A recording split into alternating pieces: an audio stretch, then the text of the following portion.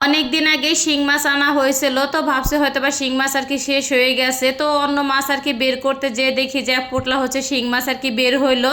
তো ভাবলাম আর কি এই মাছটা হচ্ছে রান্না করে ফেলি, সেই সাথে হচ্ছে চিংড়ি মাছ দিয়ে আর কি একটু তরকারি রান্না করব। তো দুই পদের হচ্ছে তরকারি রান্না করব, খুবই হচ্ছে অল্প অল্প আর কি। তো ভিডিওটা কিন্তু দুপুর থেকে আর কি শুরু করে দিলাম আমি। তো আসসালামু আলাইকুম, সবাই কেমন আছেন? আশা করি ভালো আছেন। আমি আল্লাহর রহমতে অনেকটাই ভালো আছি। আর এখানে হচ্ছে ধুন্দুল আর কি কেটে নিছি, আর হচ্ছে একটুখানি মিষ্টি কুমড়া ছিল, তো সেটা দিয়ে ভাবলাম হচ্ছে চিংড়ি মাছটা আর কি রান্না করে ফেলি আমি। আর চিংড়ি মাছের তরকারিটা না খুবই হচ্ছে কম মশলা দিয়ে আমি রান্না করব। আর চিংড়ি মাছ আর হচ্ছে ইলিশ মাছ যত কম মশলা দিয়ে রান্না করা যায় না কেন, খেতে কিন্তু ততই ভালো লাগে। আর এতে এখানে কিন্তু খুবই অল্প অল্প মশলা দিয়ে হচ্ছে আর কি চিংড়ি মাছটা ফার্স্ট হচ্ছে একটুখানি আর কি আমি কষিয়ে নেব। তো কষানো হয়ে গেলে না ধুয়ে রাখা হচ্ছে যে সবজিটা, ওই সবজিটা হচ্ছে আর কি আমি দিয়ে দিব।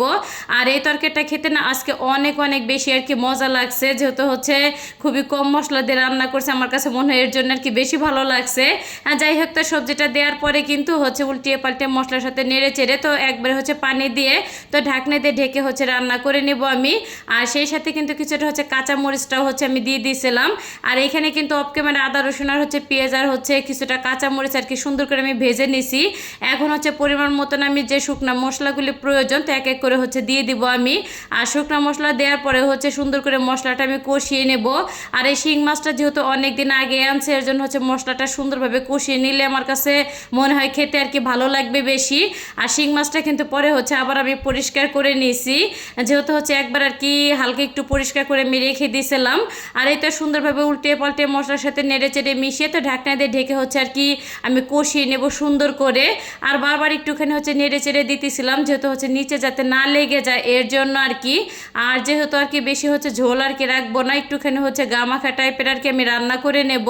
আর হচ্ছে একটুখানি আর কি আমি গরম মশলাটা দিয়ে দিব। আর হচ্ছে গরম মশলা গুঁড়াটা আর কি ফুরিয়ে গেছে, এর জন্য হচ্ছে আস্ত আর কি গরম মশলাটা দিয়ে দিলাম। আর গরম মশলাটা আমার কাছে মনে হয় যায় গুঁড়া বা হচ্ছে বেটে দিলে তরকারিতে সব থেকে আর কি ভালো হয় বা ভালো লাগে আমার কাছে। আর হচ্ছে শীতের ভিতরে হচ্ছে যখন আর কি কাঁচা টমেটোগুলি পাওয়া যায়, তো তখন হচ্ছে শিং মাছগুলি আমি ভেজে তো আলু দিয়ে হচ্ছে চচ্চড়ি রান্না করছিলাম।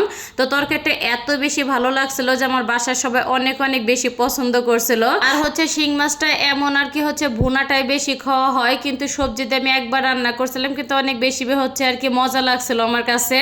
আর এতে এখানে কিন্তু হচ্ছে তরকারিটা আর কি রান্না করা আমার হয়ে গেছে, তো একটু মাখা মাখায় আর কি রান্না করছি। আর হচ্ছে চিংড়ি মাছের তরকারিটা কিন্তু অনেক আগেই হচ্ছে রান্না করা হয়ে গেছে। আর এই তরকারিটা রান্না করতে না বেশি হচ্ছে সময় আর কি লাগে না। আর হচ্ছে মিষ্টি কুমড়াগুলো হচ্ছে ভেঙে দিয়ে না একটু আস্তে আস্তে আর কি রেখে দিছি, কারণ এমন হচ্ছে মিষ্টি কুমড়াগুলি আমার বাচ্চারা খেতে অনেক বেশি পছন্দ করে। তো সব মিলে কেমন লাগলো আজকের ভিডিওটা অবশ্যই সবাই কমেন্ট করে জানাবেন। সবাই ভালো থাকবেন, আল্লাহ হাফেজ।